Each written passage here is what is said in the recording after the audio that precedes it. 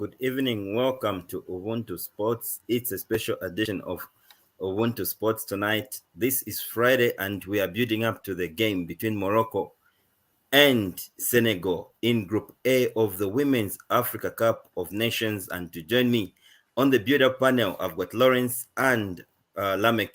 Good evening, gents. LAMECK, let me start with you. How has been the tournament for you so far? Yes, good evening, Ruben, and good evening, Lawrence. It has been a fantastic tournament so far, especially looking at the Copa Queens. For me, my focus is on the Copa Queens, Copa Queens forever. But overall, it has been, a very good tournament for all teams, I feel. And issues that are in the background, I feel the organizing committees of the tournament have also done some very good job for the players. If you follow the CAF page, you'd see the publicity that they are giving to teams. For me, that is encouraging. That is something that has never happened in women's football, but we're seeing like our players such as Margaret Belemu writing messages to one of our role models, players that inspire her, and the message is being delivered. So it also sends the message that Africa is one. We are one. In as much as we are playing, we are one. So for me, a lot of positives to pick from the tournament. A lot of positives indeed. Lawrence, good evening and welcome to Ubuntu Sports. How has been the tournament for you? Good evening, Ruben. Good evening, LAMECK, and good evening to the viewers out there. I've watched many women's tournaments before, but this one actually I'm impressed with the spectacle that Morocco has created as the host nation, and also the quality of football exhibited there. I'm extra impressed, especially with the development of the goalkeeping department in many of the teams that are at the tournament at this point in time. I'm also impressed with the representation that Southern Africa has sent to the Africa Cup of Nations, that is the women's tournament, and the performance that the three teams from Southern Africa have been able to put up is impressive, I should say. So it's been a great tournament, I should say. All right. Let me come to you, LAMECK. There has been breaking news concerning the issue again of Barbara Banda. It seems this issue is not going to die anytime soon. Give us the latest, LAMECK. Where are we concerning Barbara Banda and the other players? Yeah, so this evening we received a communique coming from the Football Association of Zambia that they had written to CAF, asking CAF to, include the players that were omitted, because the rules and the forms that were sent to member associations were discriminatory to our girls, to our team. That affected our team and our preparations for the tournament. It ruled out key players. Rachel Nachula, Rachel Kundananje, and Barbara Banda were affected by those forms that were discriminatory. So FAZ is asking CAF if these girls can be included in the team. If these girls are included, we have a lot of depth in the team. There's a lot of depth that these ladies bring to the team. These are the pillars of our team. They're important players to the team, but we cannot, we cannot take away anything from the girls that are currently at the Africa Cup. They've been splendid. They've played their hearts out. So that is the latest as of this evening. So we await a response from CAF and see if Barbara Banda or Rachel Kundananje or Rachel Nachula can be included back in the team.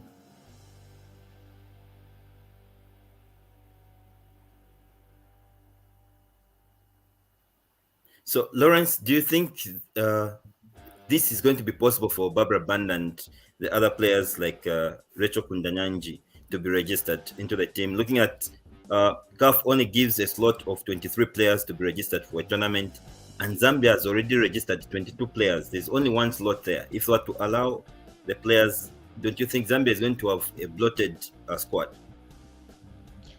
To start with, I don't know whoever was handling this matter with FAZ, I think is showing a lot of incompetence in the first place. First received forms which only seem to have been utilized by Zambia and followed by Zambia to the latter, because we've seen players who are also seemingly looking more or less like cannot qualify as well, playing at this tournament. But it's only our own football association that seem to have taken these matters very critically and very seriously. And then in their communique in question, they say they had to relook at the same forms and they realized that the forms were discriminatory. Then, in the first place, when they were following them, uh, did someone just I don't know. I'm failing to even understand this. If they had to take a second look to come and understand these forms, then there is a problem. I think in the first place, the moment they received the forms, they should have sat down with the legal team from the football association. They should have sat down with the medical team from the football association and taken these matters very serious and consult from CAF exactly what CAF is demanding from those forms. After that, then they can realize which course of action to take. Because if they can see that they are discriminatory today and they didn't see that months ago before they acted based on that, then I think we have a problem. Worse off, in the selection process, Rachel Kundananji and Rachel Nachula were not even selected by FAS. So how do we seek to include them when their names are not there? Maybe for Barbara, we can say, yeah, she was disqualified because she even traveled with the team. But for the other two, they were not even picked in the original list. That's why we have one slot. So thinking that we can include the three girls at this point in time is very impossible. Maybe one, because there is still one slot for Zambia to include a player there. Maybe, but even if, where were we? That's the question we have to answer. Where were we when all these things were being followed? I don't know. All right. But look, Thank you very much, yeah, Lawrence. Thank you very much, James. Unfortunately, we need to build up to the game, which is about to start in a few minutes' time. We'll continue with this discussion for Zambia tomorrow, because Zambia will be playing Togo tomorrow, and we'll start on this issue. Now let's dive in straight. Lawrence, give us the starting 11 for Senegal, and also give us the starting 11 for Morocco.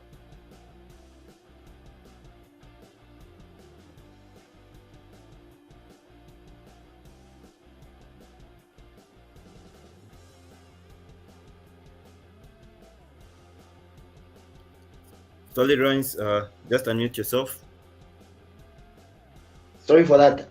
The starting 11 for Morocco, we have Khadija Emichi in goal, Zineb Redouani, Elchad Nesrien, Nala Nakach, Gizlane Chebak, Fatima Tanaut, Samia Hassani, Hanane Elhaj, Sanam Soudi, Yasmin Rabet, and Rosella Ayane, with Gizlane Chebak as the captain. And then trying to check the starting 11 for Senegal.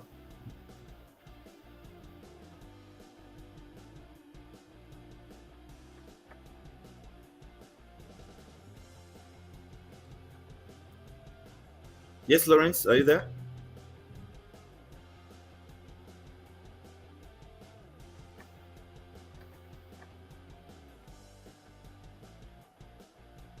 All right, you seem to have lost Lawrence there. LAMECK, just give us the previous two games of these teams.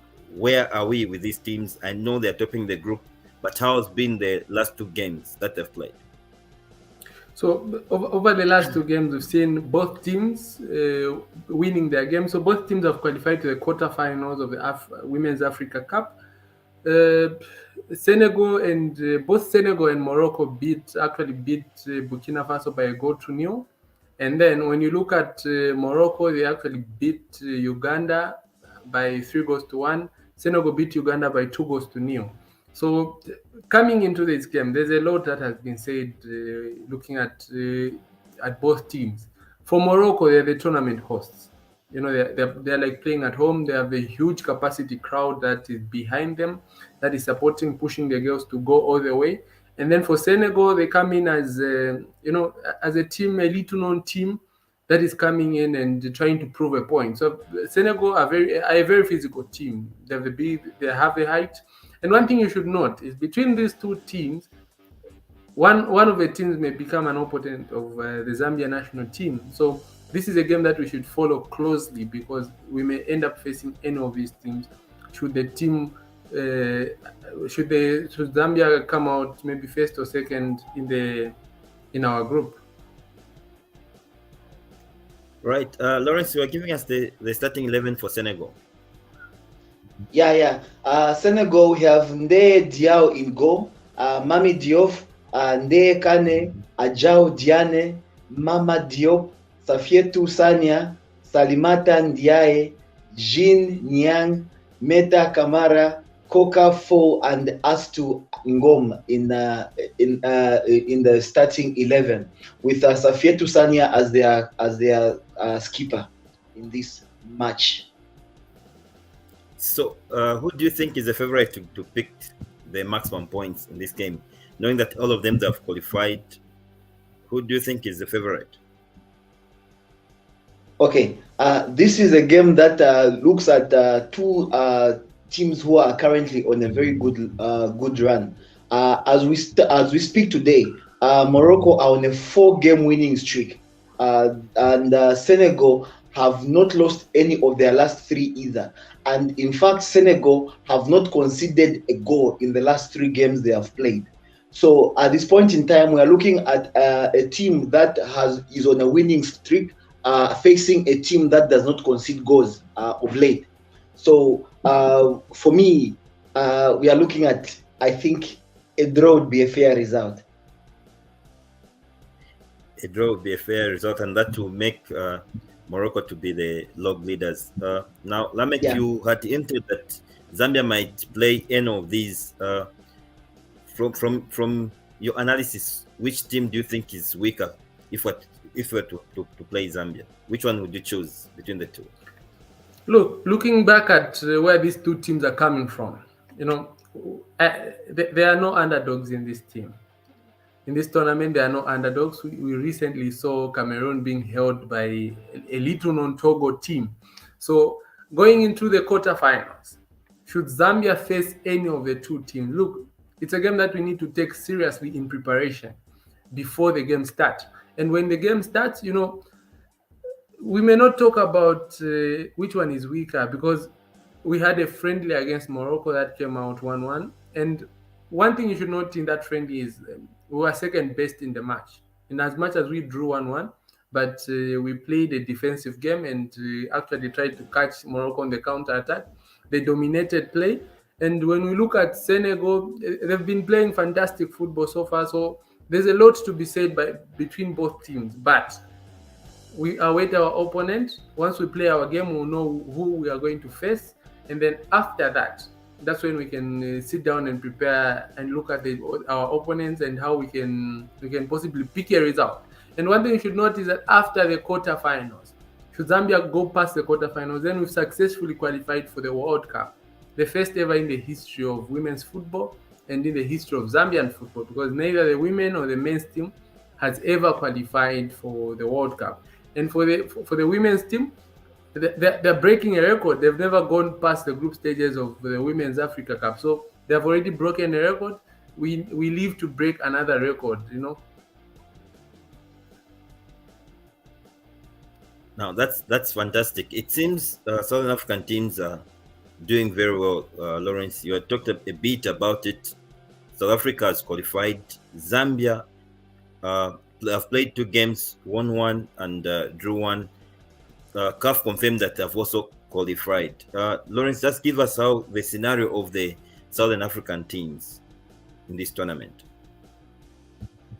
Yeah, confirmed as South Africa and Zambia, who have already qualified. So we are looking at South Africa beating Nigeria 2-1 in their opening game. And then we also saw South Africa beat Burundi by 3-1. Now that confirms South Africa's qualification to the next stage. Then we have Botswana, who beat Burundi by 4-2 and lost to Nigeria by 2-0. So, sorry for that. So, Botswana at this point in time faced South Africa. A win for Botswana or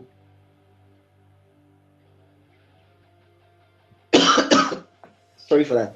A win for Botswana or a draw would put them in a good position for a best loser slot that they are fighting for to qualify to the next stage.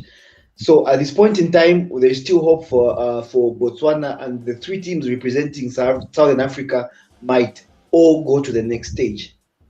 I should say that. An interesting, Lawrence and LAMECK, the last game for Botswana, they'll be playing against South Africa. These are neighbors. LAMECK, do you think South Africa should field in a weaker team so that they can allow Botswana to go through? No.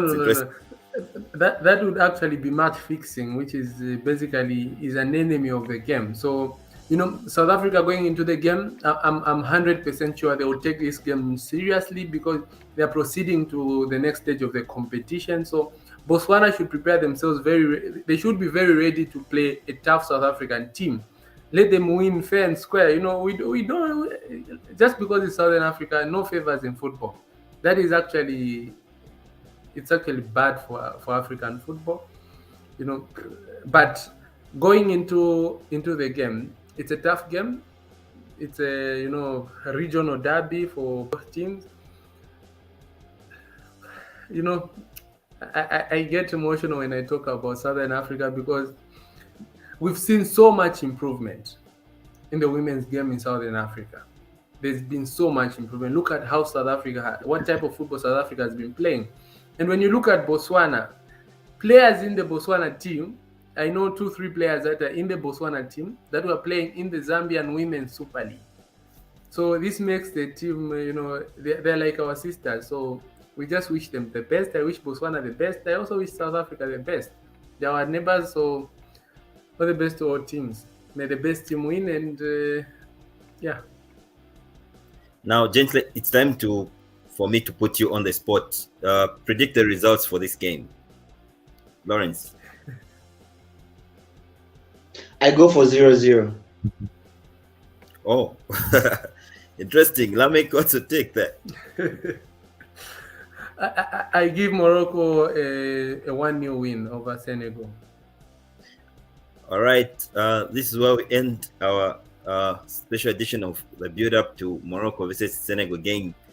We hope you, our viewers, are going to like to follow the game here on Ubuntu channel, and don't forget to like the page, and also to follow us on Twitter and to subscribe to our YouTube page.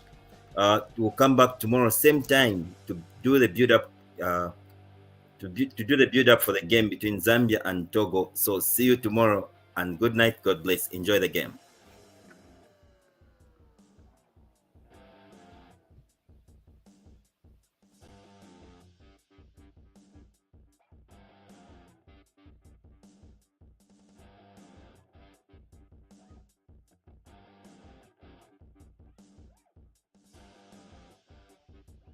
And Wamba, meanwhile, is Burkina Faso here attacking through Cabre. Looks to move into that 6-yard area, and Kisa Sawadogu is so eager to claim the ball. It is Rasmata Sawadogu who makes himself available to receive from the throw-in. Balkisa and Rasmata Sawadogu, not related. Here's Rasmata, who is player of the match, despite the 1-0 loss to Senegal. A late poker foul penalty in that game, which you mentioned. There's Pascal Sawadogu, also no relation, but the coach of Burkina Faso, and whose coaching hero is Sir Alex Ferguson, the former Manchester United manager, who all sorts of records coaching his beloved Red Devils. Burkina Faso again looks threatening as Congo searching for a little bit of space. Finding a way beyond the opposing defense is proving somewhat difficult in the early stages. Nakibuka with a header, but not able to clear back to Nakibuka. And Uganda showing confidence in looking to run that ball out of their danger area. That ball was worked forward by Teme to the near side. This is looking better for Uganda, but a little problem here. They continue. There's some players in very good positions for Uganda. This is a storming run, absolutely storming run by the captain, Jemba, who gets a shot in. There's still a problem here for Kunihira, who is down on the turf, but play continues. And Balkisa Sawadogu goes down under the challenge. A free kick as George Lutalo watches on, the Uganda coach. Well, it has been a fairly intense opening couple of minutes here. It has been, and Uganda really just under pressure, and it's going to be very important for them this evening to be organised defence the last two. And I think the coach's emphasis has to be with that midfield to drop in and assist their defence. 3 of those were penalties, however, of the 5 that they conceded. I mean, yeah, of course, but those are still goals that will count for mistakes, probably, that have been conceded in those critical areas that could be a disadvantage. I think mistakes is a key word in so many aspects as well. I mean, you look at one of the players they're missing in Sumaya Kumatale, who scored an absolute perler of a goal against Morocco. It was superb, sublime, and then received a red card. It is an element of perhaps of inexperience at this sort of level. The red card ultimately proved costly in that match against Morocco. Real chance here, a ball that is scrambled just wide of goal. How did Burkina Faso not find that into the back of the Ugandan net? It's out for the corner, but my word, Burkina Faso so close to scrambling home what would have been their first goal of the tournament. They remain the only team yet to score at Morocco 2022.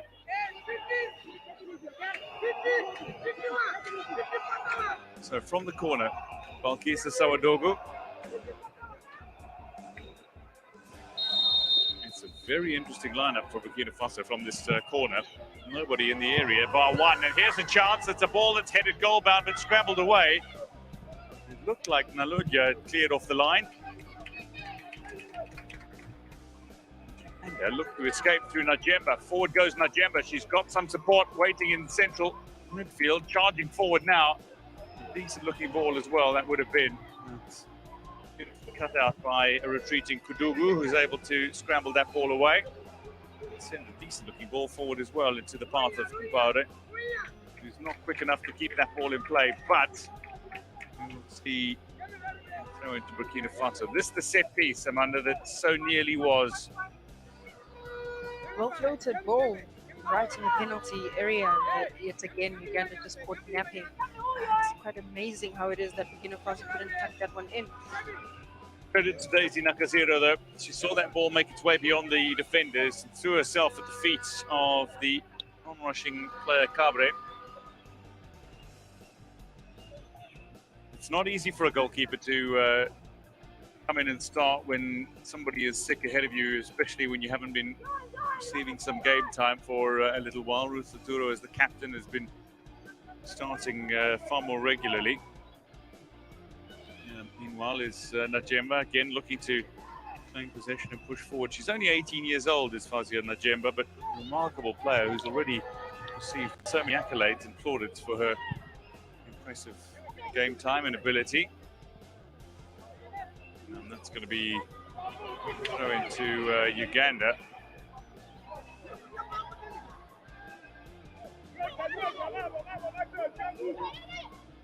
Kunihira back only as far as Nakibuka.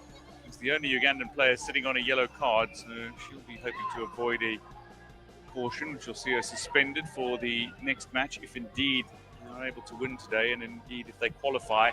Great chance here, the ball is steered home comfortably by Uganda. The offside flag has stayed down, and remarkably, in her first appearance of the tournament, the number 7 needs a little over 7 minutes to score the opening goal. Compare with a strike, Uganda, find themselves, it's rather Kunihira with a strike, finds herself on the score sheet nice and early as Burkina Faso's defense is breached and fairly comfortably at that. Goalkeeper should have done a lot better in that instant, Dwayne, but a beautiful ball. I think Najemba just being very instrumental in recycling the ball and engaging the likes of Naluja in midfield to give that brilliant pass onto the left. What a finish. What an absolute finish from Kunihira. Watara disappointed and upset. That's the first goal she's conceded from open play in this game, in this tournament.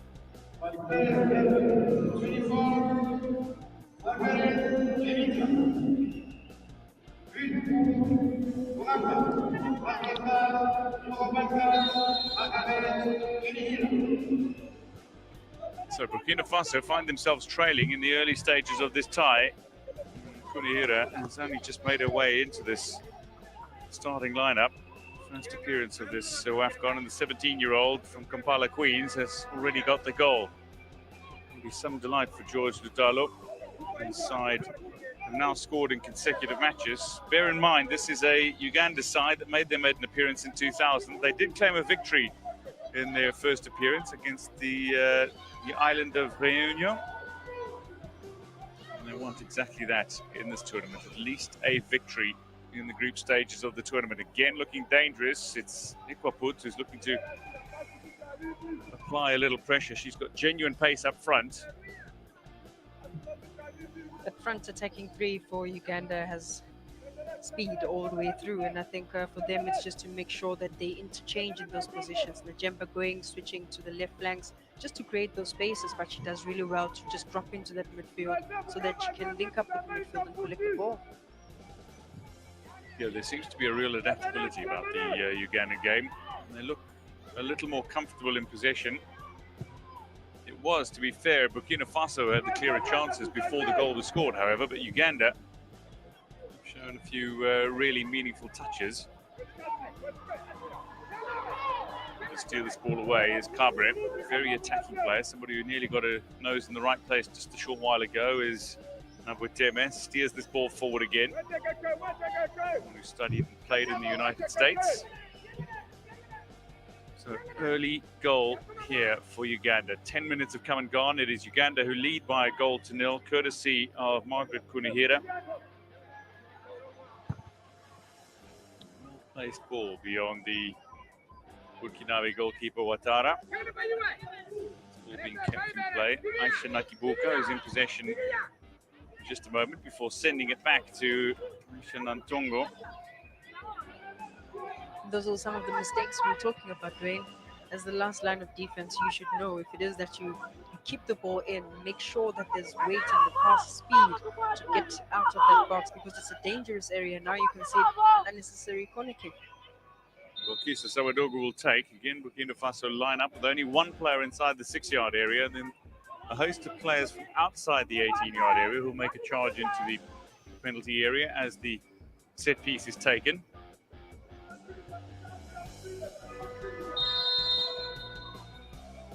Sawadogo. It's a decent floated ball. It's a really good ball that's landed kindly as well for Burkina Faso, but it's scrambled away. And the clearance comes in. Najemba on the charge. Najemba goes down under the challenge. I'm sure we're going to be seeing a few of these type of challenges throughout the game, and we might just see a caution here as well. But this, another great use of transition ball by Uganda, and indeed here's the yellow card for Kudugu. A good break there from Uganda, just to really try and maximize on Najemba's speed up front as she uses herself as an outlet. She's got some pace and certainly not afraid to use it. Genuinely can play with both feet as well. What does his side do now? They're trailing by a goal. They've lost both their opening matches by a goal to nil. Sawadogo couldn't bring that under control. Cabre can't reach this one, and eventually the ball is out wide. Congo with a little touch, and now Cabre again brings it under control. What is really pleasing to see is the number of teenagers on the field who are acquitting themselves rather well at an international level and have rather seamlessly fitted into the international fold. I mean, Kunihiro, who scored, is just 17 years old. Adel Kabre, who's impressing in midfield for Burkina Faso, also only 17 years old. Uganda again look threatening. This time through the centre, Naluja, but that ball is away. Burkina Faso have a decent-looking attack in prospect if they can get the return ball going, which they do manage to do here. Congo on the far side. Two players waiting. Juliet Nana get involved in the attack. Here is Rasmata Sawadogu, loses out possession to Uganda.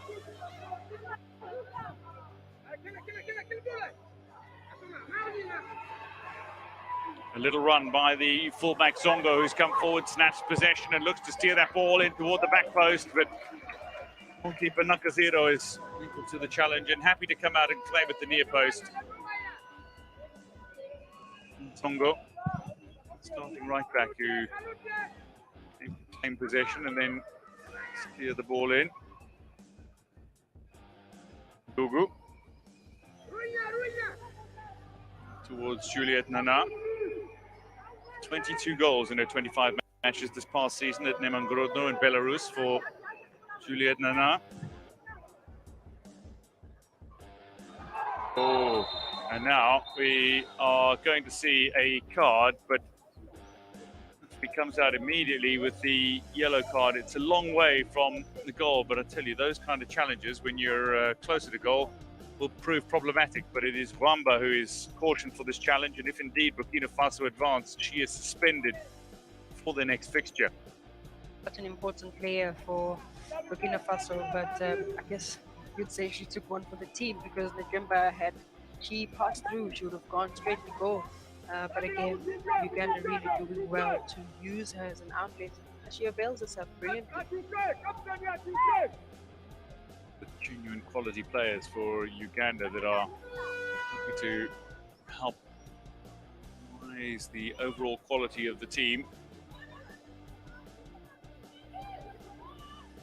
To get back underway from the set piece. Patience Ndidi is not yet blowing the whistle. I think this is too far away for there to be any question about being the last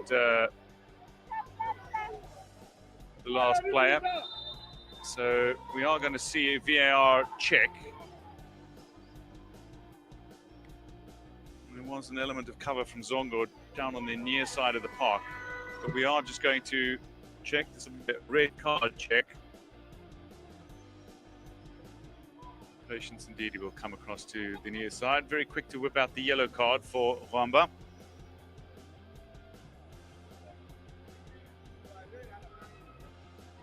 So this is the incident. Rwamba coming across. And yes, while she is the last player, which we've noted, there was the element of cover potentially coming across the field. It is a long way from goal. And she does take some of the ball, despite the fact that she has disregard for the consequences of her challenge for the safety of her opponent.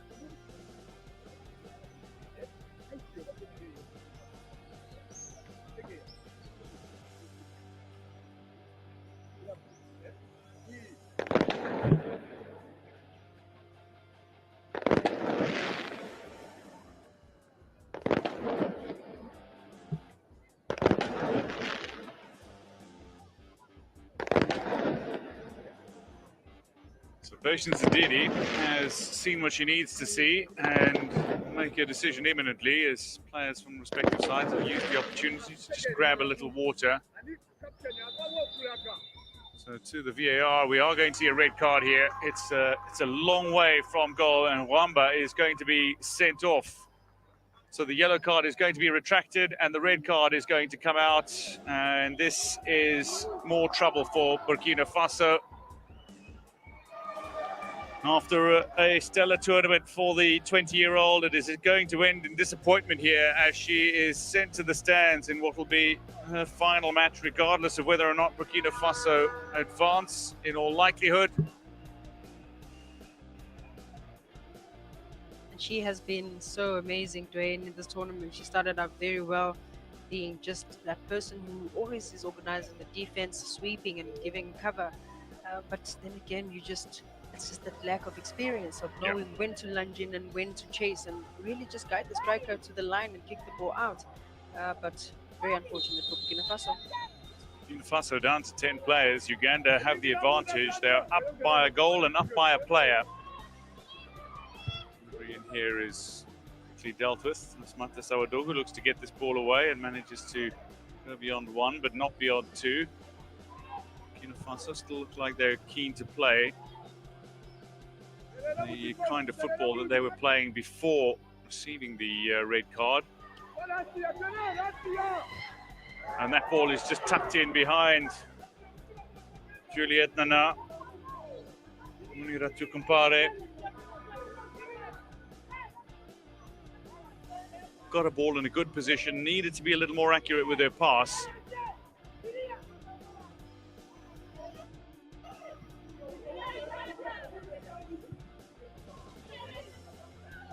What does it do, though, to a side when you're down a player as early as the 16th minute? I mean, that's a lot of extra running and extra cover for every player on the park. For every player on the park, but it's always just one of those tactical decisions from the coach then who to sacrifice in their original position, because now they might need an extra person in defense and pull one striker or attacking forward in that field just to really try and remain compact. But it's always just about now you have to play in the transition, because with so many turnovers from Burkina Faso, they seem to be rushing the ball. It's always just about locating a teammate with a good pass. You saw the stallions of Burkina Faso. Signs around of Allez les Étalons as Congo is cautioned here. Yellow card to Dama Congo, who shakes her head in disbelief. So 2 yellow cards and a red card inside 20 minutes for Burkina Faso. It's turned out to be a rather rough time for the Burkinabe outfit. 2 performances in which they've really acquitted themselves rather well defensively. They have allowed things to slip in this final match. Credit to Uganda as well, who've almost forced the errors from their opponents. Zungu. Clearance in towards Najemba, who might have a shot from range. Najemba looks for a little space here. For the pass, but she's been squeezed wide by Nsmata Sawadogo and still manages to get around her. Has she got the cross in here towards a teammate? That ball has stayed in play somewhat remarkably. It's missed everybody and gone flush through the 18-yard area of Burkina Faso. This is not cleared. Burkina Faso are living dangerously.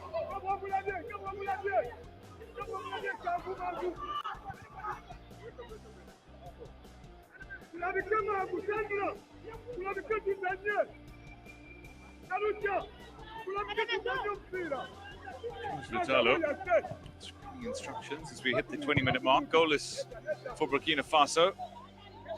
A single goal for Uganda.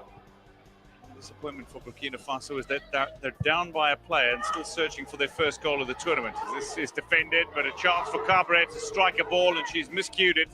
Sawadogo might try from range. She enjoys a good long-range effort. Congo can strike. A header that almost clipped 2 players. Fails to test the opposing goalkeeper.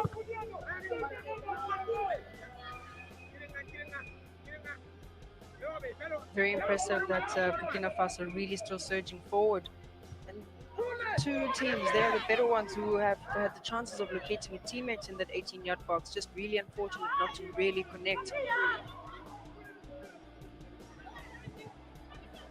It's better from Uganda. It's not as clean as they would like. It's certainly not overly clinical defensively, but getting the ball away from the danger area as and when required. Luja wanting to get involved. Nigeria now as well. Side made a good run in the Champions League this past campaign. Plays with the Vihiga Queens in Kenya. It was Kenya who withdrew from the qualifiers that saw Uganda become the second team to qualify after hosts Morocco for this tournament.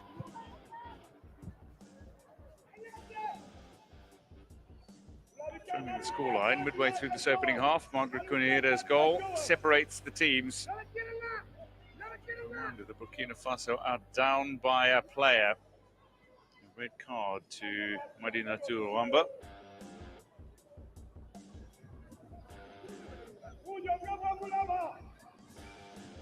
Oh, and the makeshift defence is not quite reading the game right here. Kunira again, maybe a chance for a second. Kunira squeezes it out to the far side. Searching for a way through are Uganda, looking for Fawzia Najemba. This ball will come dangerously across that 18-yard area. Kept in play. Uganda still have it. In the opposed here. Looking for the runner to strike a powerful shot. It's just pulled wide, however. Liberia unleashing a very powerful effort, but now the opportunity to just deal with the player who is down inside the Burkina Faso 18-yard area. It's like Zongo.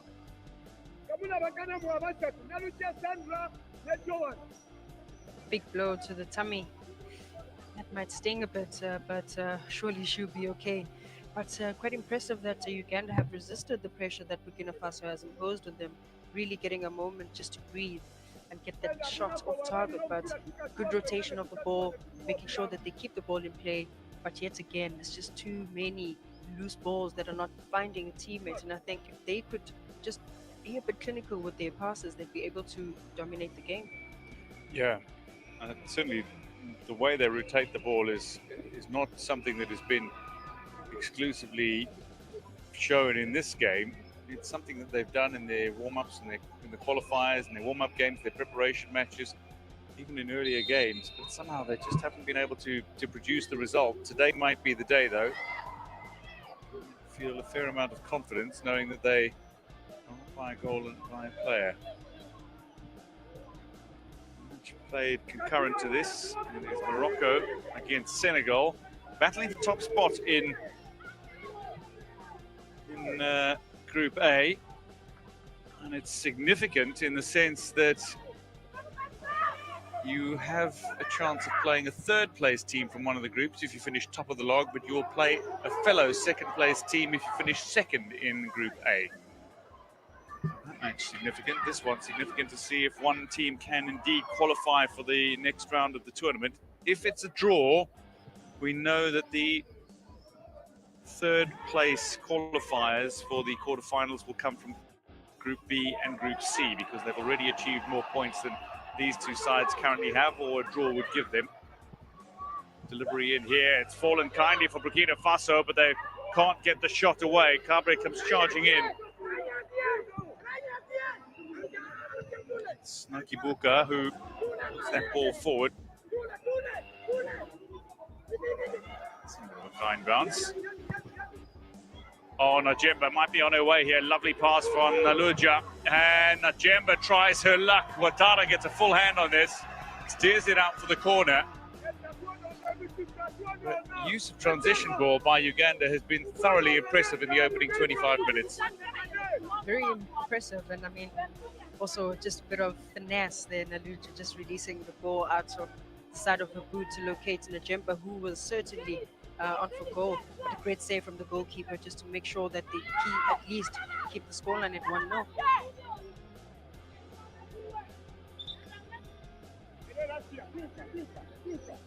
So from the corner. Indeed, it's just a little warning to Naluja. Pushing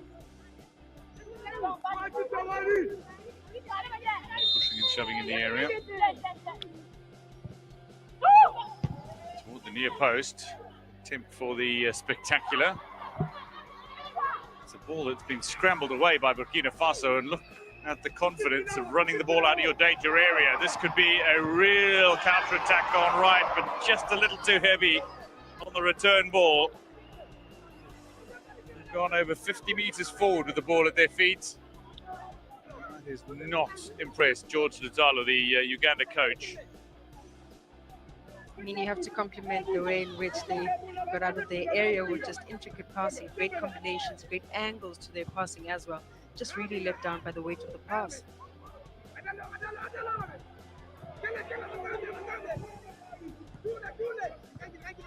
It's interesting because they've opted to keep three at the back rather than play a fourth player at the back. Congo drops back every so often, and sometimes Rasmata Sawadogu does as well. But they're basically playing a 3-3-3 at the moment, or Burkina Faso after the red card. And not giving up on this tie. Maybe a win. Could see one of these sides advance to the quarterfinals. Kunihira into a little bit of space out on that far side. Ipaput can't get the shot in here. She's put under real pressure by Nana, but the attack from Uganda continues. The offside flag has gone up, and the concern here is for Fauzia Najemba. I think the referee should have blown the whistle a bit earlier. They went for an aerial duel, and that could be just one of those head collisions, which could be very dangerous for the players. Interesting to note that she didn't notice that immediately. It's the collision with Congo. Might have been the arm of Congo as well. No, it was indeed a clash of heads. Pascal Sawadogu has been trying to work on the mental aspect of things with his players.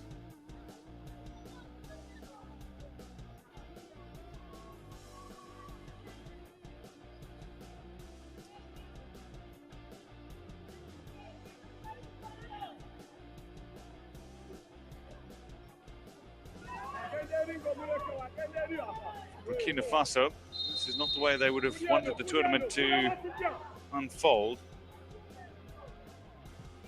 There's also been a lot of talk in the camp. Apparently there's been some very open discussion. Coaches encouraged the open communication from his players, and there's been a fair amount of debate and feedback from the individuals involved. Players, the technical staff, the squad, saying that they recognise that they've made their mistakes and feel they've applied themselves better in the build-up to this game. As we approach the 30-minute mark, down by a goal. Already received a red card as well. Kunihira down again, back on her feet quickly. 30 minutes have come and gone. It is Uganda who are in front by 1. Burkina Faso will get play back underway from a set piece. Zongo feeding to Rasmata Sawadogu. Balkisa Sawadogu with a little flick on, but nobody to collect.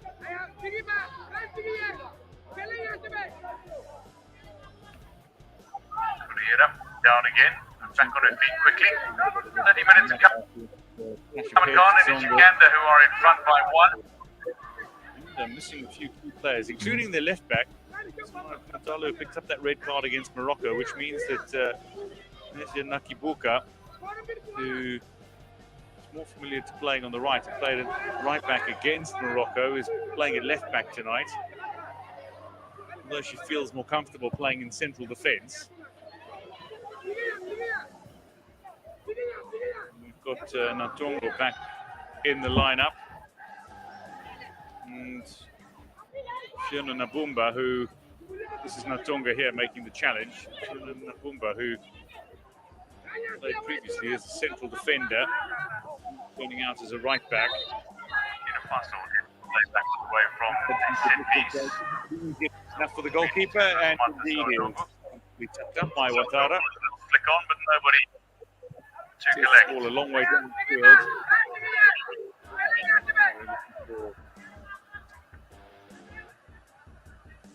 Chemba back on now after that clash of heads. Zongo. And missing a few key players, including their left back. Matalo picked up that red card against Morocco, which means that Nakibuka, who is familiar to playing on the right and played at right back against Morocco, is playing at left back tonight. Although she feels more comfortable playing in central defence. We've got Natongo back in the lineup. And Nabumba, who is Natonga here making the challenge. Nabumba, who played previously as a central defender, turning out as a right back. Had some significant changes. This will be easy enough for the goalkeeper, and indeed is. They tucked up by Watara. Steers the ball a long way downfield. They're looking for possession, but it's Uganda who will run this ball at their opponents. Naluja.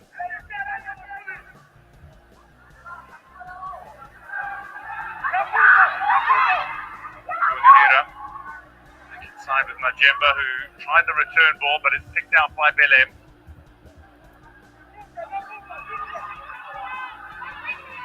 It's always just that final pass. And it's really contributing to the turnovers that we've seen in the game. Haven't really seen the game between the two teams, but obviously exchanging a bit of quality where attacks can serve. Burkina Faso really fighting to come back to the game.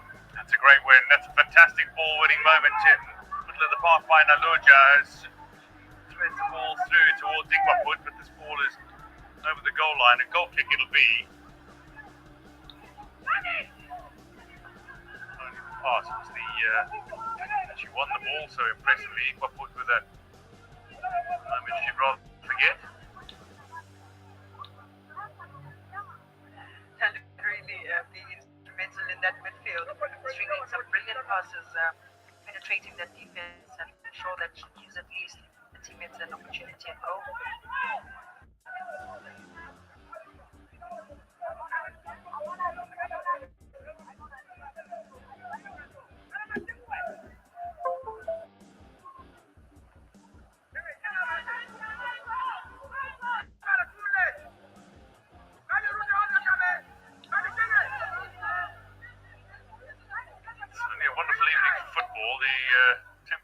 Not overly high. The sunset later, there's still a little warmth in the air, but the sun out. See two sides to be capable of running against one another for a full 90 minutes, and indeed, these two sides have come out with a fair amount of tempo. They've battled to find a rhythm. Been a little disruptive from both these teams. The passing accuracy down from both these sides. Uganda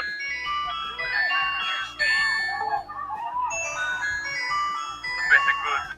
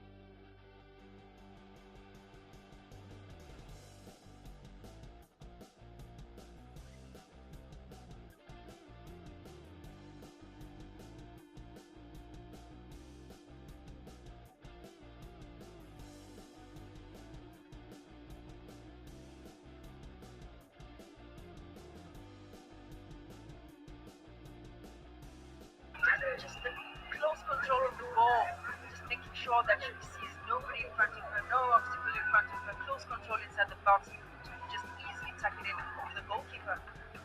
Step over on the way and takes it away beyond a number of defenders. She was between four Ugandan players when she unleashed that shot.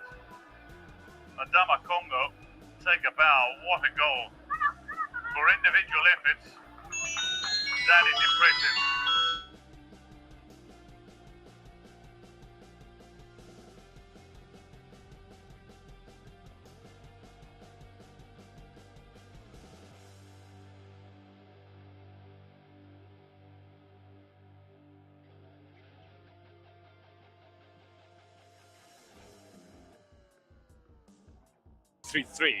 You've had a red card, but My word, it's paid dividends. And maybe Adama Congo just reminding the coach that as much as he's put her in a deeper lying position today, that her preferred position is striker. What a way to remind the coach. Oh, this is an error, potentially a costly error here that is tidied up by Belém, but still Uganda outnumber their opponents, and Watara has let one slide underneath her. Uganda are back in front. The lead did not last long, and Naluja has the goal for Uganda that reclaims the 1-goal advantage. Another disappointing moment for Burkina Faso. Playing that back to the goalkeeper. Belém couldn't get on the end of this one. She recovers, but then loses it to Naluja. The follow-up here. And the finish by Nabudeme. Naluja doing the hard work to win that ball back. France yet again to just really try and link up play. But quite interesting, Nabudeme was really falling as he took that shot, and yet again the captain, I thought, could really just do a bit better, considering how the team has really fought their way back to get that equalizer. I think the least that she can do is just really try and shut the back door. So she remains unattached. So Nabudeme, third position is striker, who at the start of the 2022 Sekafa Senior Women's Championship questioned why George Lutalo actually brought her into the squad, but she has proved with her goals and with her quality football that she still has plenty to contribute. She finished the Sekafa with 5 tournaments, including 5 tournament goals, including that brace in the final. Naluja again, who tees it up for the recent goal scorer, and Nabudeme skies this effort. Nabudeme just really doing well, just giving herself that option of a late run. Everyone is just surging forward. She just delays her run to really try and her luck from somewhat way out, but if only she can get the shots on target.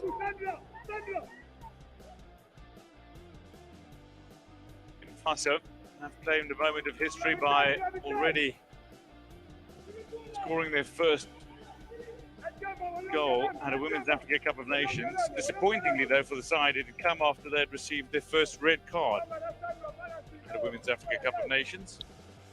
It's Marina Turuamba having been sent off just 17 minutes into this tie. Skewed attempt to the clearance here. Watara should bring this under control, and does. 5 minutes to go to half time. 3 goals we've seen already.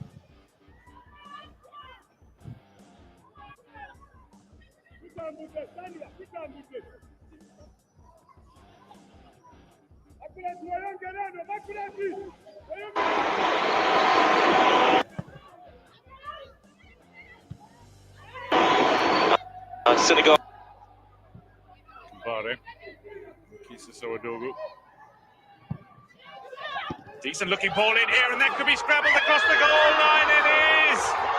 Burkina Faso have another equalizer in this tie. Kisa Sowadogu with a cross. The error from the goalkeeper, and Uganda have conceded shortly after reclaiming their advantage. We've seen 2 goals in 2 minutes here.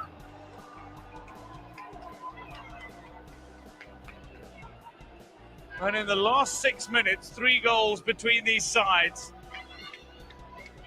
They're not short on activity in the closing stages. Kisa Sowadogu, look at this run, and a hopeful ball in. Brilliant run from Sowadogu on the right flank, but yet again the goalkeepers are caught with critical mistakes in the dying minutes of this first half. The goalkeeper should have been an easy catch for her, but yet again it's always just the pressure that Burkina Faso have been piling up in this first half. Well, it's brilliant. Cabre will claim that goal because the goalkeeper knocked that ball into her, and off her chest, over the goal line it went. Burkinabe celebration. Defensive concerns for Uganda, Dwayne.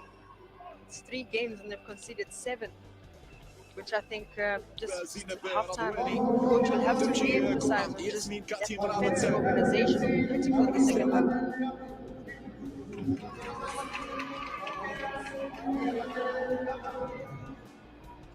So, Cabre has her goal. Burkina Faso have another equaliser. 2-2 it is. Mateme, when she scored half an hour after Kunihira scored to give Uganda that one-goal lead back. Burkina Faso down by a player, you might have expected it to be a bit of game over. Instead, they've just upped their game again. Yes, there was an error, but the intensity there from Burkina Faso. Juliette Nana on that far side, she's still dangerous. Now, Pascal Sawadogo here has opted to make a change, it seems, before half-time. Because of the option of the lead run, everyone is just surging forward. She just delays her run to really try and her luck from somewhat way out, but if only she can get the shots on target. So Burkina Faso have claimed a moment of history by scoring their first Cup of Nations. Disappointingly, though, for the side, it had come after they'd received their first red card in the Women's Africa Cup of Nations. Marina Ruamba been sent off just 17 minutes into this tie. Skewed attempts the clearance here. Ouattara should bring this under control and does. 5 minutes to go to half-time. 3 goals we've seen already.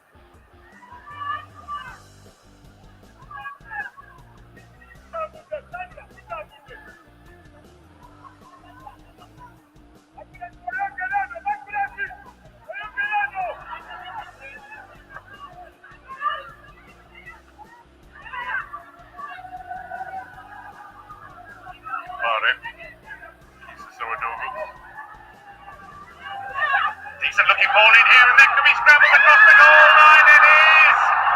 Burkina Faso have another equaliser in this time. Bokisa Sawadogo with a cross. The error from the goalkeeper, and Uganda have conceded shortly after reclaiming their advantage. We've seen 2 goals in 2 minutes here.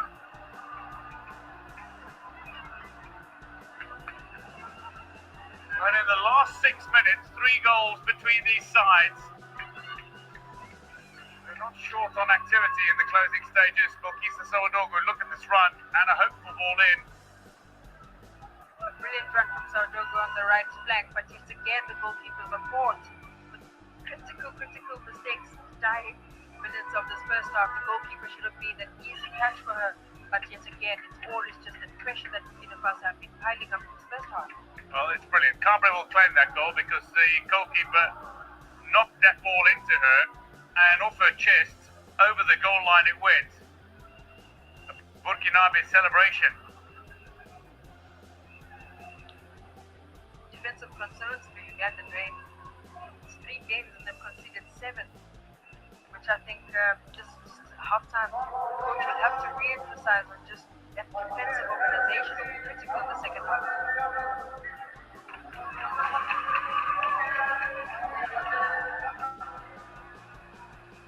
So, Cabre has her goal.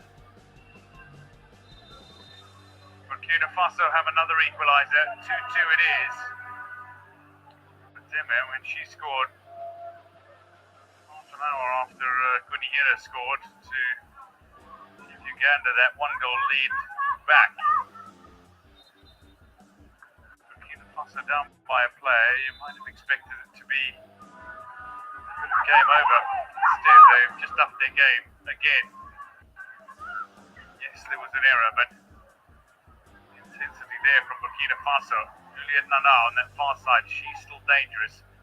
Now, Pascal Sawadogo here has opted to make a change, it seems, before half-time. I can tell you that Charlotte Milogo, the squad captain, waiting on the near side, and this is going to be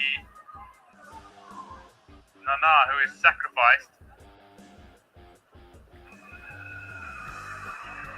So Milogo is on, Nana is off before half-time.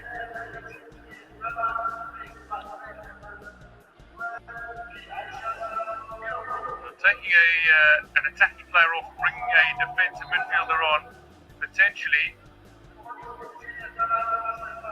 sacrificing the attacking player owing to the one-player advantage for Uganda.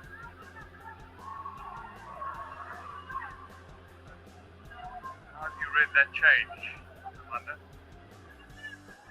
It's quite interesting from the coach, considering the time as well. The clock could have just waited maybe for that sub, but of course I think he has other plans. Just making sure that he solidifies that midfield, gives a bit of cover for the attacking four for Burkina Faso. But he's just, I think, with the tactical change, really trying to push Congo up front and maybe give her a bit of more to be the creative one who lets play from midfield to attack.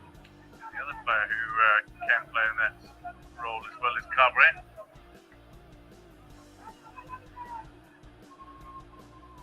Somebody who got a nose in just the right area a short while ago to take full advantage of a drop ball by the goalkeeper to hit it back over the Uganda goal line. This is Belim.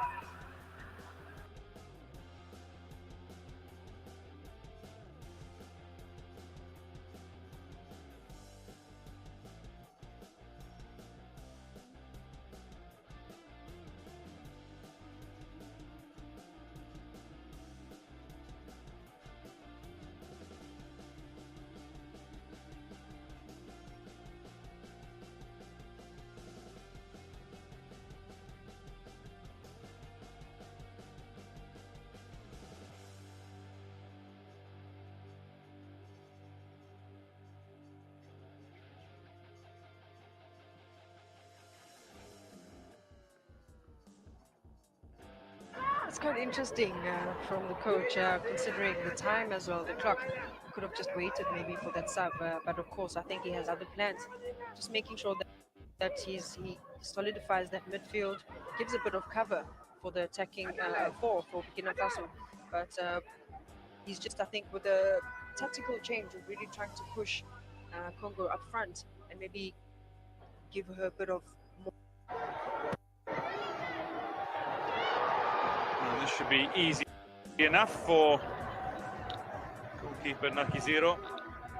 And with that, Patience indeed signals the end of the opening 45 minutes here in Casablanca. Burkina Faso against Uganda. It's been end-to-end stuff. It really has been thoroughly entertaining for contrasting reasons for these respective sides. But a red card and 4 goals in the opening half. It is 2-2 at the break between Burkina Faso and Uganda.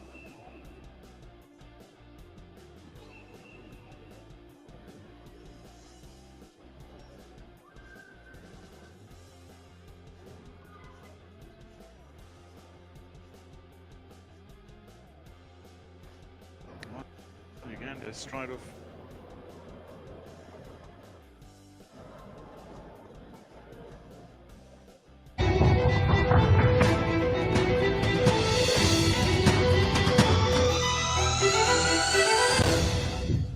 I'm truly honored and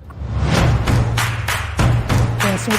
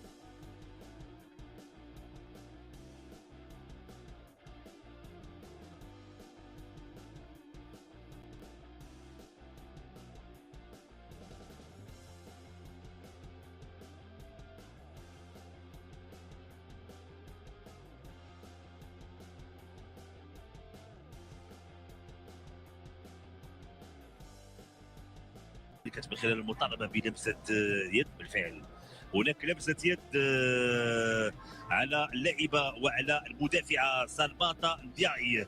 غزلان الشباك والصوره واضحه، واعتقد بانه اللقطه الان دخلت لغرفه الفار رفقه الحكام احمد الغندور، احمد حسام طه بن مصر، وسليمه الراضيه الحكمه الروانديه. اذا عكانو مكاليبا تنتظر القرار بشان اللمسه الاخيره. كانت واضحه، لمسه يد كانت واضحه للاعبه سالماتا ندياي بعد تمريره ديال غزلان الشباك داخل منطقه الجزاء. سنتابع القرار الاخير والقرار النهائي. اذا متابعه الصوره، أكونا مكاليما ستتابع الصورة، والصورة واضحة، لمسة يد على اللاعبة سالماتا ندياي.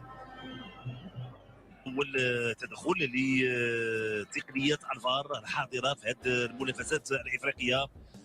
نتابع، لاحظوا غزلان الشباك رفعت الكرة، لمسة يد اليد اليسرى كانت واضحة، وبالتالي أكونا مكاليما الآن حول متابعة اللقطة والتأكد من هذه لمسة يد. اعتقد بان ضربه جزاء واضحه لفائده المنتخب الوطني المغربي. لاحظوا غير ديال الشباك رفعت الكره، لمسه يد اللاعبه ديالي اللي منعت الكره من المرور داخل منطقه الجزاء، لانه كانت فرصه واحده بالنسبه للمنتخب الوطني المغربي. على اي غنتابعوا القرار الاخير ديال اكونا مكاليما الحكمه الجنوب افريقيا تعلن عن ضربه جزاء. اذا ضربه جزاء لفائده المنتخب الوطني المغربي، فرحه كبيره للجماهير المغربيه. اذا بدايه قويه للمنتخب الوطني المغربي، ولمسه يد واضحه على اللاعبه سالماتا ندياي بعد تمريره من العميده غزلان الشباك داخل منطقه الجزاء، وبالتالي ضربه جزاء لفائده المنتخب الوطني المغربي. غزلان الشباك عميده المنتخب الوطني المغربي هي اللي كتمشي الان باش تسدد هذه ضربه جزاء، ان شاء الله تعطينا هدف اول لفائده المنتخب الوطني المغربي. غزلان الشباك اللي سجلت هدف من نقطه الجزاء خلال الجوله الثانيه، اي جوله لعبنا امام منتخب اوغندا المباراه الماضيه، تسجيل هدف مقابل هدف واحد. غزلان الشباك سجلت الهدف الثالث من نقطه الجزاء، والان تبحث على الهدف الشخصي الثالث لعميده المنتخب الوطني المغربي، هو الاول في هذه المباراه للمنتخب الوطني المغربي. اذا غزلان الشباك الوقت اللي لاحظوا الوقوف والمتابعه ديال اللاعبات كذلك ديال المنتخب الوطني المغربي على مستوى الدكان احتياط الجماهير كلها واقفه الان تساند غزلان الشباك وجه لوجه مع الحارسه ميسا دياو. كما كنطلب العالم من اللاعبات ديال المنتخبين ان يكونوا خارج مستطيل العمليات. لاحظوا التركيز كبير لغزلان الشباك، ان شاء الله تنجح في وضع الكره في شباك الحارسه ميسا دياو.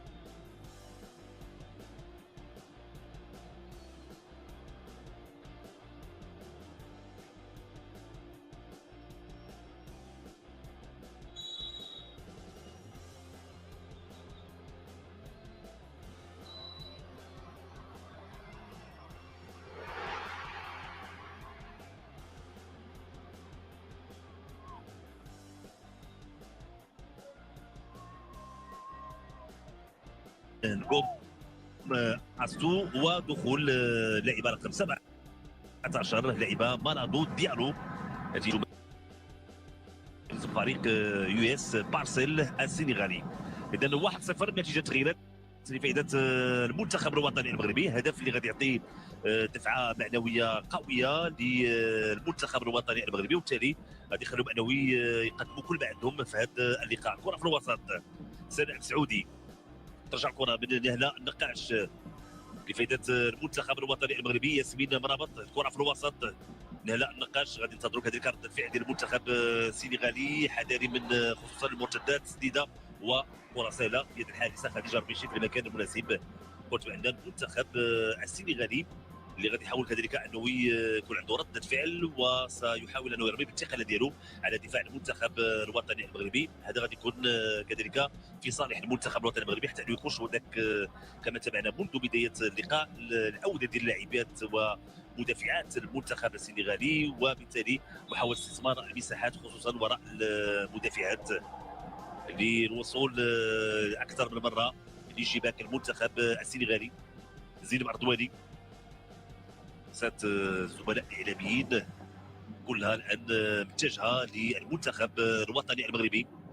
غزال الشباك تمريره ممتازه في الجهه اليسرى في اتجاه فاطمه تاكناوت، الكره خارج ارضيه الملعب شرط لفائده المنتخب الوطني المغربي. بالتالي التعليمات اللي تعطات تمرينات بيدروس كنقوم انه عطات الاكله ديالها بواسطه اللاعبه امامنا غزلان الشباك في حدود الدقيقه 55 من بدايه هذه الجوله الثانيه. كره في الجهه اليسرى فاطمه تاكناوت محاوله رفع الكره من جديد لفائده المنتخب الوطني المغربي. تاكناوت كتمرر في اتجاه اللاعبه سناء سعودي، فرصه سديده وممتازه غزلان الشباك بعد ما كان تمويه من طرف اللاعبه سناء سعودي.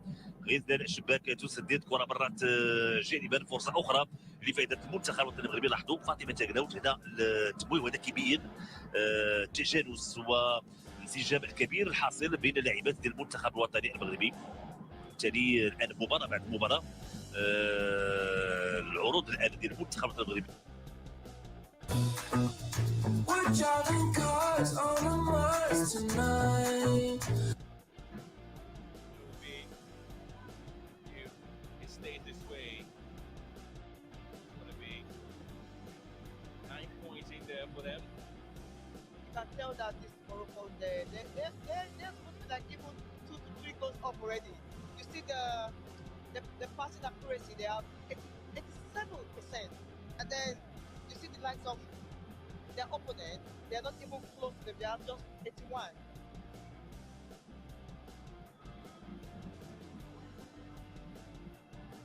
It's been a very exciting time there for the Moroccans, but after Jude Diallo's introduction to the game, obviously he's lifting up the spirit of the Lionesses of Teranga, who are trying to quickly get a response after going down by a goal to nil through the spot kick. Yeah, the Moroccan team, they are really doing well, mostly in the head out. They have over 75 passes in the head out, while the Senegalese still have only 16 passes in the head out. So it's been fouled in the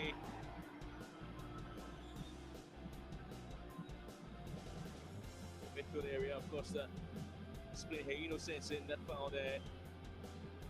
Safia Sanya, the captain for tonight.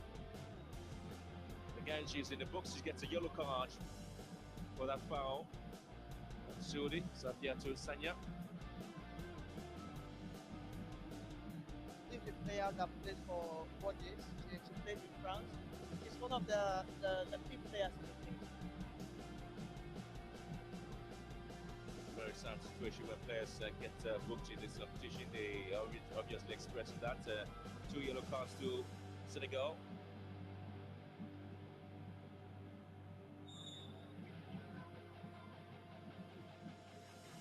Morocco team now, you can see the way they are playing right now. They feel a little bit relaxed. The tension has gone down a little bit. But I think they can actually do more than what they are doing right now. If you see from the start, it actually tells like they have more opportunities in the third half than the Senegalese team. Well, the best thing they need to do is just see if they will be able to manage themselves in the runs of the Moroccans who we still want to go in and get the ball. A player who's not playing a role in the game, Sama Amani, key lieutenant who has been part of the Moroccan team for about 10 years. She spoke about the strength of the side, about the dream that they are currently living, seeing the fans behind the side, and they want to please the fans. And so doing that, they have scored here, and always trying to entertain them with some slick passing movement, runs on the ball, clipping the ball in very difficult areas, and getting their creative midfielders find a way out. That's which she's going left, right. She's not standing in one position. So you can see like she's very, very creative. You see her creativity. She's moving, she's supporting, she's passing the ball, she's going for the ball, she's defending, attacking. This is what you want to see in the player. She's really up in the team. A lot of extensions coming in from the Moroccan player, and so it's going to be a substitution for Morocco because they're going to pull out Samia Hassani, and position will be taken over by Iman Saoud, player club football in Switzerland for Basso. That's a black born formerly played in France. Had a debut against Mali in 2021. She's an attacking midfielder.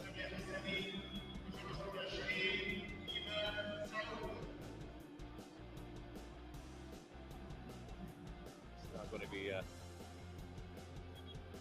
midfielder coming in for an attacking play as well.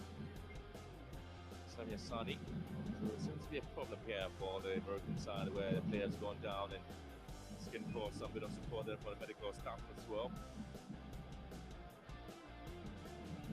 Just been the project, the investment the Americans really have made into women football, and seeing the results here, and having had some difficulty early on. So this is the extension of the arm there from Hamsiatu, and that is where there seems to be a bit of a problem there to Wani.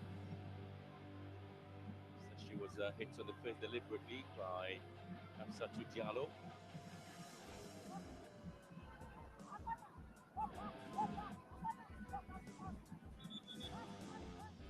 Seeing the way the Moroccan FA, the way they've set up this team, and the way they've supported them for over 2 years, to get the like of Coach Pedros, someone that has coached Olympic Lyon and has won FIFA Coach of the Year, Women Coach of the Year, you could tell like they were really, really ambitious. They know what they wanted, and you can tell the way the game is going right now. They're going to sit on top of the table. They have all the opportunity. Now, they might get the ticket to go to the World Cup. So when you plan, this is what you get. This is the result you get from planning. That's the interesting point made there about the planning for the side. They should end Kumba Yanga with a pretty here for Senegal.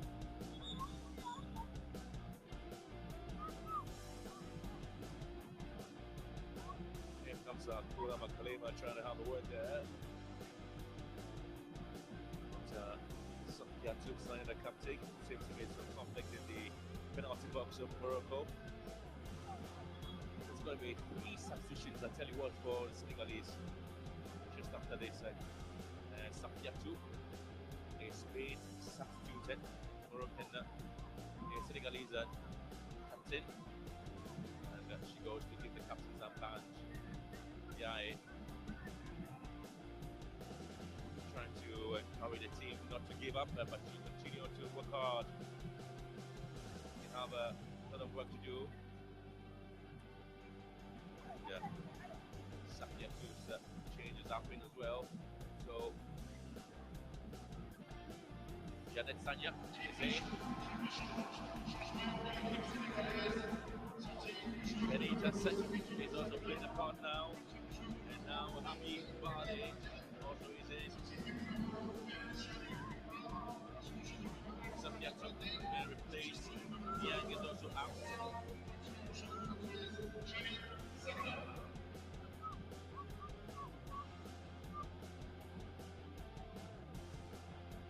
So Hamid finally gets a chance to play a role here.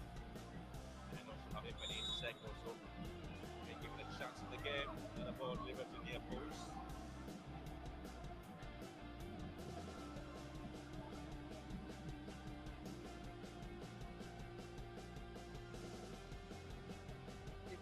look at the game, you can see the Moroccan team, they have 29 touches in the box, while the Senegalese team, they only had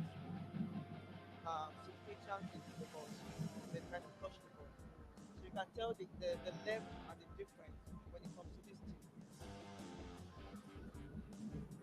The response coming through from the Senegalese indicates that they are looking to make the midfield a bit compact and not allow the Moroccans to have a field day, but again, responding well to get the attacking players to see if they can score. Ridwani for Morocco.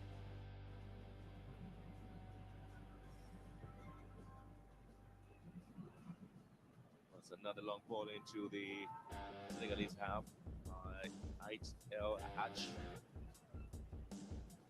I think the Senegalese team, this has always been that style of play. Like, they try to keep that chain together. They were actually comfortable sitting behind, but now that they go down, hopefully they are going to open up a little bit and try to see if they have the chance to score. But looking for the way things are right now, they're not even getting to the other half. So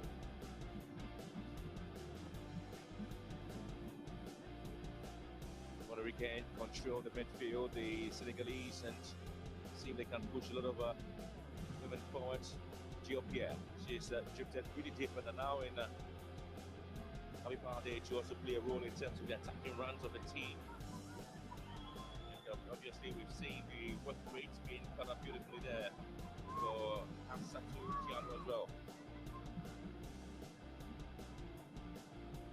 Senegalese team, they have 2 touches in the box of the Moroccan team. So if they want to score, they have to do more than what they've done in the first half right now. Now they have a corner kick to find a way to deal with it. The Lionesses of Terenga, for the ball drifted into the penalty box. Hamsatu, and she hits it wide.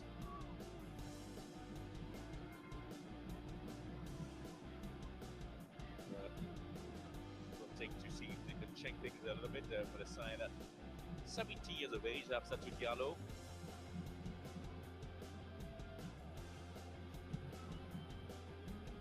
And she was born on the 10th of January 14th of April 2005, I should say.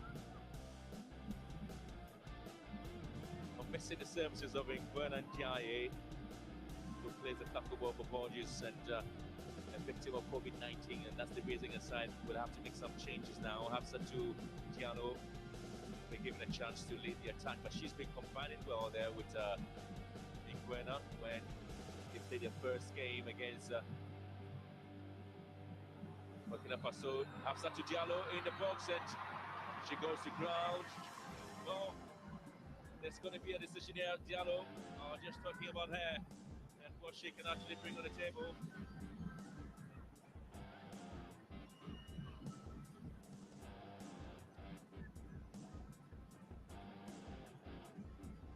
She clapped upon in the box, and well, the South African official was not thinking that way. Meantime, Diallo is down. The way Yasmin was snapping, she wasn't having it. They're like, please try again later. Not now. And a bit of a situation there, but the fans were just trying to see exactly what their decision was going to be. And the reaction there from Caesar tells you that he believed it was a penalty, and I was hoping there could be a second look at it. That is in the English eyes. Oh.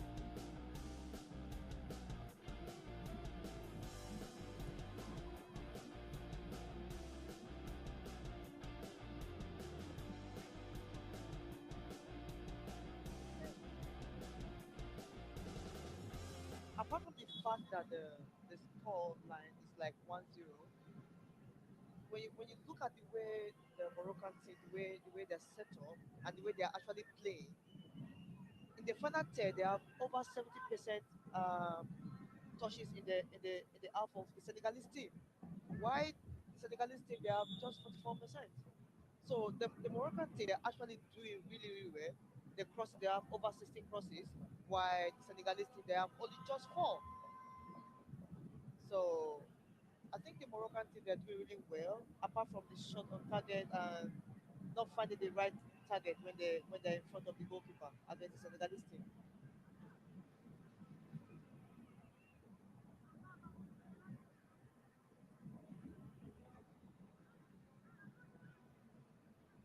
Another injury problem there for the Moroccans, who are likely to make a change here.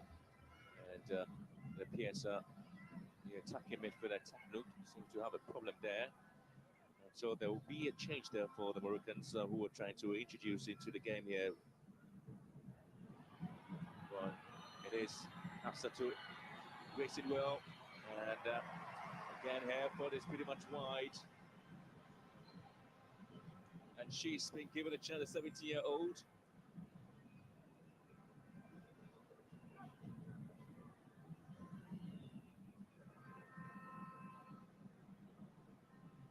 I think she's kind of relieved right now that there was no force on that ball.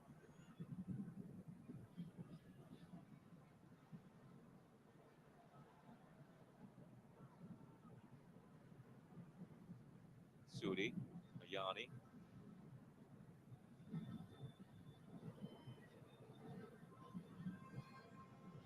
I think the Senegalese team, now they're trying to play. They're coming out and they're actually attacking now because they really want to score. Oh, that was a bad tackle. A clumsy one it is. Yeah, that was a bad tackle. But it gives the Moroccans a breather then for them to make a change. The catch was cut from behind. It's going to be a change here because the injury now to Tagnoud means he cannot continue, and so in comes a 32-year-old Sama Amani, who started in the previous game, and she is starting from the bench and now given the chance to come in. The Saint Malo player was born here in Rabat, former French youth international who has also played for Lyon, and of course Guingamp. Spent 80 years playing in France and holds a French citizenship.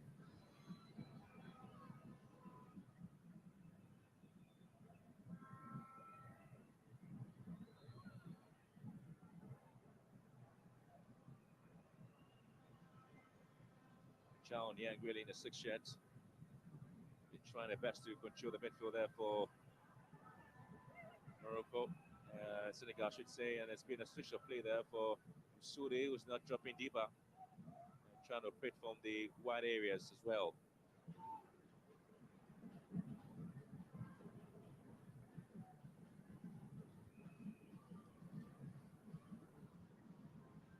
I think the Moroccan team they try to operate like try to go through the middle, but unfortunately the Senegalese players, of course, they are good at intercepting the ball. Mostly when you try to come from the middle, they actually intercepted the ball, and then now they are trying to attack right now.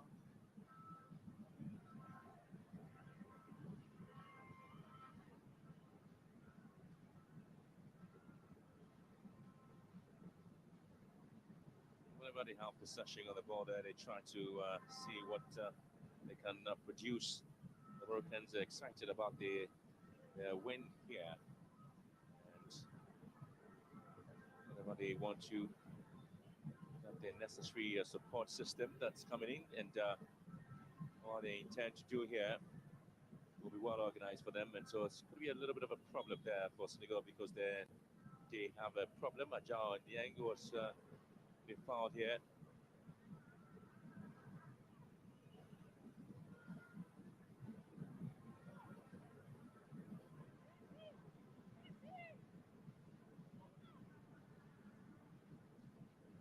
Sisi is pretty much worried about the team, and she felt that there was a little bit of a nudge there on Yang, and Pedro's really having some instructions to the players, expecting them to do more focus on the details here, the last quarter of the game, or they're still the host nation, still enjoying some bit of possession here, and they're trying to see the performance will be well appreciated by the fans, maybe expecting more goals. think after the Senegalese, after they conceded the goal, their total passes now has already gone up to 157. And then for the Moroccan, it's 331. It has actually increased a little bit. So you can tell that the Senegalese team, they're looking for a goal.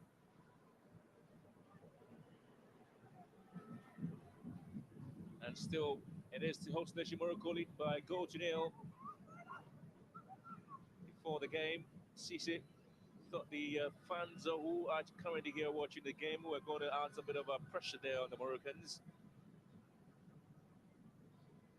Talked about the fact that they were going to play with the same mindsets and see if they can create chances.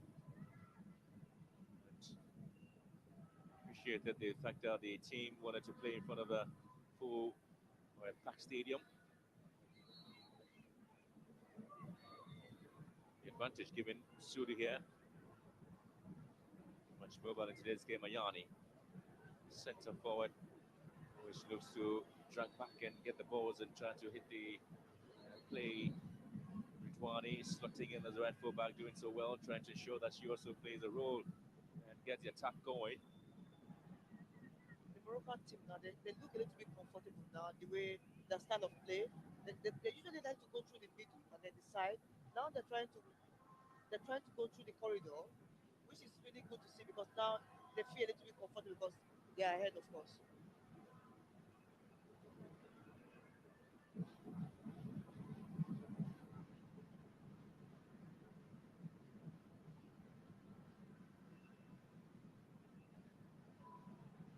Diop. Always looking for Diallo. The 17-year-old is still in control, but the flag is on up for an offside already. Well, she's hoping at least a debut at this tournament would be graced by a team's qualification to the quarterfinals and eventually making it to the World Cup as well. Yeah, I think the Senegalese team, they haven't disappointed at all. They've really taken this competition to another level. But the fact that they're going to qualify to the next stage, I think it's everything that the FA should be proud of this women team right now.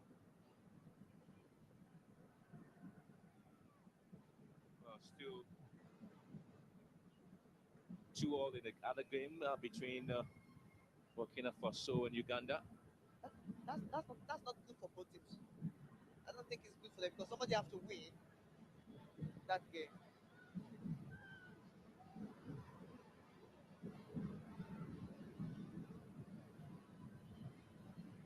A lovely cross there from Amrabat and That, Souj. that was a lovely pass. Yeah. That was a lovely pass. This is the way the Moroccans, this is the way they play. But when they haven't scored, they try to be in a hurry, and that's why you see that they lose a lot of chances when they get in front of the third down. But right now they feel really calm and relaxed the way they're moving the ball around. Well, a change of tactical play there from the Senegalese because now they try to lift the ball straight into Diallo's path. Chabak. Lovely run here from the captain, Chabak. And so Ayani just really deep into the penalty box of Senegal, waiting for a cross that might be whipped in from the left-hand side. Chabak again. Always getting those spaces and looking to pull the trigger. Chabak this time. She has been blocked. Another ball into the path of Diallo. Again, it's been well cut up beautifully by the Moroccans, who currently are having some field day, creating chances and keeping possession. As we hit the last 10 minutes of the game, well, the advantage going to the Moroccans, who seem to be having a very great moment because then they have played 3 games and won all 3. You can see the way Ayane, she feels more comfortable now dropping in to pick the ball, pass the ball one touch, try to get the ball back, trying to break the defense line. This is something that she's always good at. Like it's easy for her to break the defense line, but now you can see the way the Moroccan team they're playing. They are really really comfortable on the ball. Dieng shoves the ball to the right-hand side. That's going to be a far advantage will be given to the Senegalese. As they also get ready to make some bit of a change here. The Lionesses of Teranga.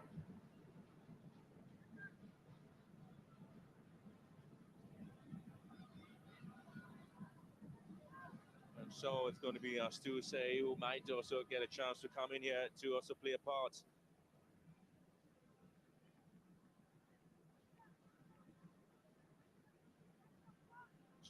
She is coming in to replace Joe Olisima Denny.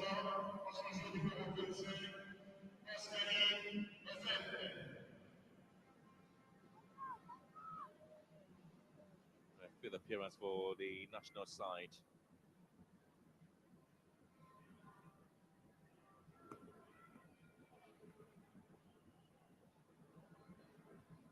A good time for this Senegalese side. I really appreciate the work rate in the tournament. So they had a little bit of a setback with some COVID issues, but they have been able to lift themselves high and contributed enough to this particular scoreline here. They have not been overruled at all by the home fans and the display by the Moroccans. They've also taken the game to them. Now they have a set piece to effect here. And it is. I think the Senegalese team, I think they've actually done well. Go for the fact that they have a COVID problem with one of their star players, and I think this actually changed the style of play a little bit. But they still have the same ideas. The coach still have the same philosophy which they've carried through in this game, and you can see that they're just a goal down from the penalty, which is not a bad result for them.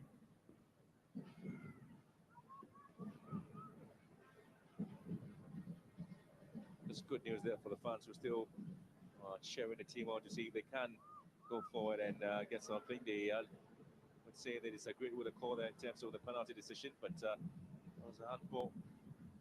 Should give the Moroccans a chance to see if they can go forward and pass the ball just among themselves and seeing what they can do. Salimata really got a bit disappointed, making a debut in the game and playing the very first game.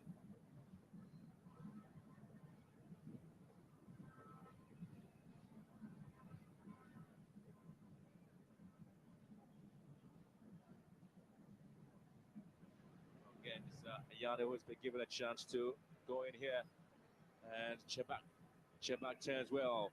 This time, Saud hits it wide.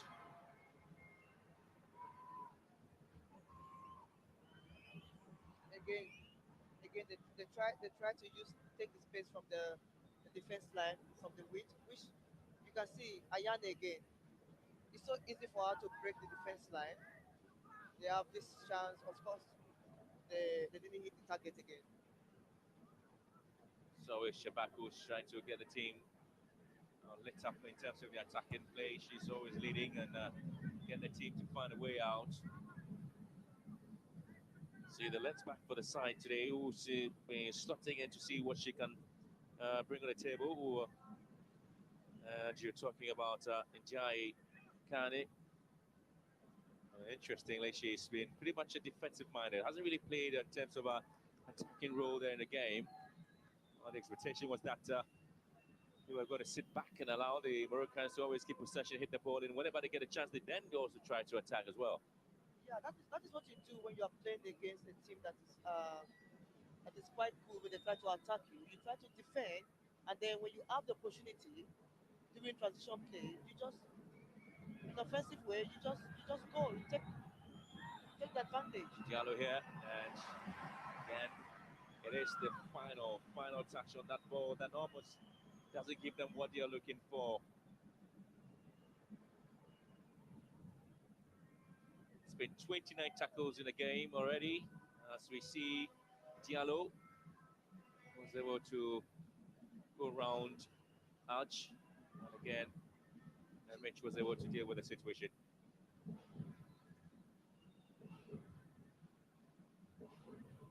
Ayani. She's got some strength as well, Ayani. Yeah. Again, this Kane was able to intercept this ball. Diallo will be the target with the long balls in here. Diallo is always the person they look out for because she's sitting as the lone striker for the Senegalese who have shifted to 4-5-1 now and allow Diallo to be the arrowhead, the only arrowhead up front. Yeah, this kind of play is going to be difficult for her to handle because when you want to score in this kind of situation, you need the attacking midfielder to support you when you guys are going forward. But when you just kick the ball forward for one player and then there are four defenders behind there, she has no chance. It's been 29 tackles indicated earlier on. 19 of those tackles won there by the Moroccans, with 10 going to Senegal. It's been 11 interceptions there from Morocco, with 15 of those going to Senegal. 19 fouls and 3 yellow cards. All the yellow cards going to Senegal. Yeah. Unfortunately, they want the ball. So in as much you want to get the ball from your opponent, they try to go in an aggressive way, and then they get this card from the situations. Spent 7 corner kicks, 6 of those to Morocco, 1 for Senegal.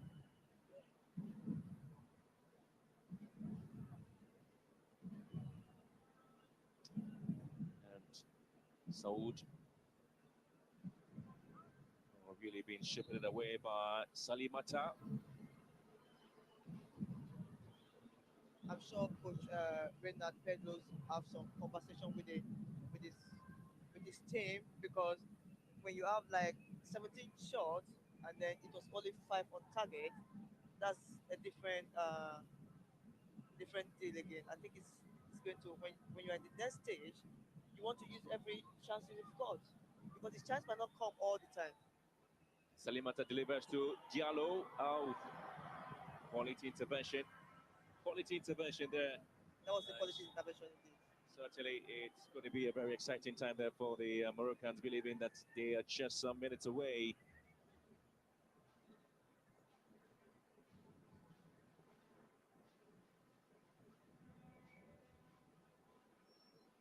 Again, when you think about the final third entry, the opposite side, the Moroccans have 37, and then the Senegalese have only 24.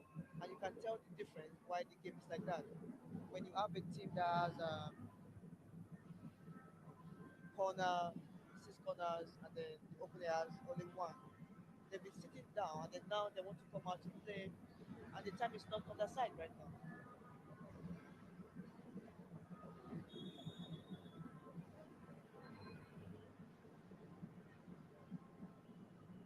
Well, Morocco will really be sitting deep to see what happens in Group C or B. See who they can play the second or third best team in that group. Yanni is being replaced here, and it is Ibtisam Girardi. Ibtisam Girardi, shaping the form according to the Moroccan top end this season. She scored 32 goals, and we did indicate to you, and I did speak to Amanda about it. 32 goals, the local league here, but she's not a starter for the Moroccans, Girardi. Yeah, I think because he's the one that is training them all the time, and he can tell what he wants, or maybe he has a strategy. He don't know. So the coach always knows what they think is right for his setup at this time, because of the team they're playing. While ago, Diop also hits wide.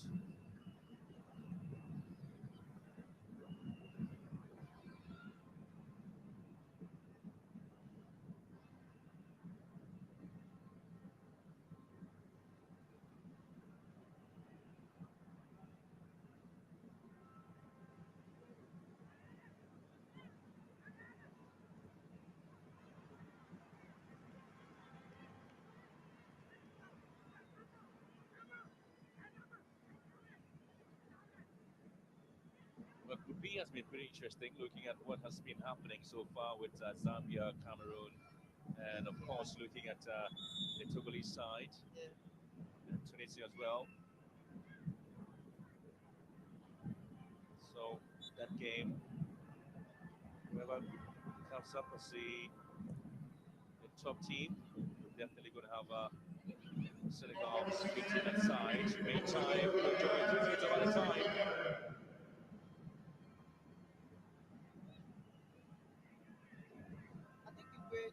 Moroccan team, the way they set up today, I think Coach Pedros will be really, really happy because they've actually have like a lot of passes on that bench. They have over 438, and then while the Senegalese team have only just 201. I'll tell you what's going to happen, because if, well, Morocco currently they lead by goal to nil. It appears that they are going through, and so they'll be waiting for the third best side in Group C or B. Currently, Group B, you have Zambia with 4 points, Tunisia with 3, Cameroon with 2 points, and Togo with 1.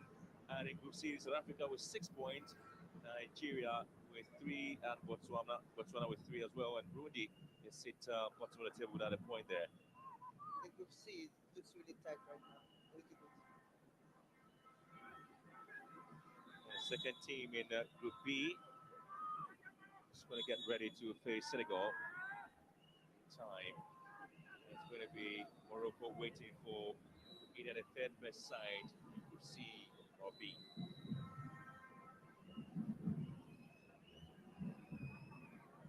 It doesn't happen that way. See what happens. It is going to be Senegal, maybe. And those who say Nigeria might be the team for them to meet. That would be fun. I don't think the Falcons. I don't think they're afraid of anyone. That's not a story there, but for Senegalese, they will be worried because the very last time they had the competition, of course, when they had to play Nigeria back in 2004, they lost 8-2 against Nigeria. Mr. Ben, this is 2022. You can tell the debutants they haven't disappointed, have they? Well, they haven't. Look at what they did to Cameroon. The Cameroon, they have to force the Togolese to draw. So that should be a warning sign to all the big teams in this competition. Debutants truly coming in to see what they have, and they're showing their prowess as well. We're seconds away for the home side. Morocco, they've made it 9 points in this particular group.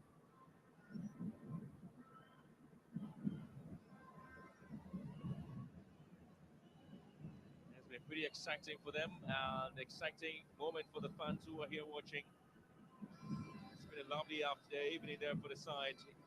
They have invested so well, qualifying to the quarterfinals. It's important. Their very appearance back in 2008, they couldn't really get themselves away.